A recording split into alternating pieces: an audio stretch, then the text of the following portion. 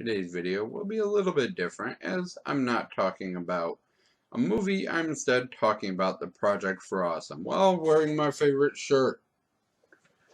But I can't entirely change the format of my video because frankly I don't know how to make a video in a non-review format.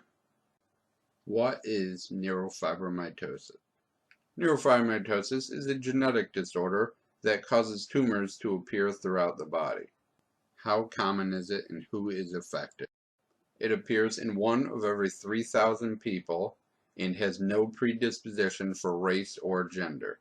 It can appear both hereditary and as a random mutation. Neurofibromatosis appears in 3 forms: NF1, NF2, and schwannomatosis. It affects the tumor suppression protein in the body, stopping the body from being able to naturally fight off tumor creation. Even the most mild form, NF1, can cause tumors to appear in the brain and spinal cord, affecting mental and physical abilities, and on the skin, causing disfiguring tumors. How is neurofibromatosis talked about in the news and referenced in pop culture? Despite being relatively common with 100,000 cases in the US and 150,000 cases in the UK of just NF1, coverage in the media and pop culture is very small. I've only seen it mentioned a few times myself. On TV show House, it was mentioned as a possible infliction, and they just said, well, if he has this, he's dead.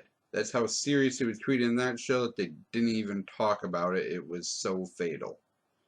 And on the TV show Bones, it was the favorite charity of David Boreanaz's character, Booth. The only other times I've ever seen neurofibromatosis mentioned in the media is when people have massive amounts of disfiguring skin tumors and are either treated as sideshow characters or are literally sideshow performers in third world country circuses. What are my opinions on neurofibromatosis and my experiences dealing with it? This is just a horrible, horrible disease with no cure and very little treatment other than removing the tumors after they appear.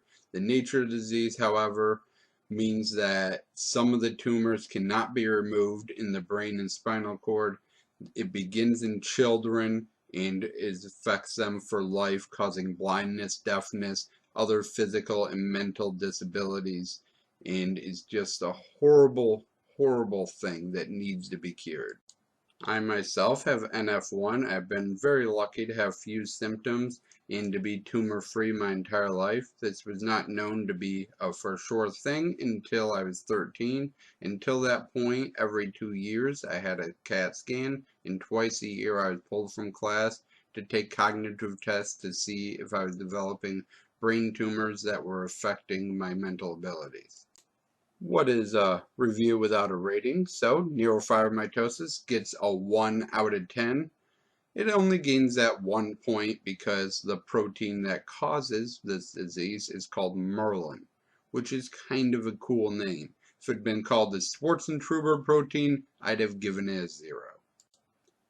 If you hate neurofibromatosis as I do, you can help by donating to the Children's Tumor Foundation or voting for my video at projectforawesome.com. Both them links will be down in the description. It is the world's largest and oldest charity dedicated to stopping, curing, and funding research towards neurofibromatosis. Best I can do for a review for that is show you their charity navigator chart, which I'll put right over my face right now.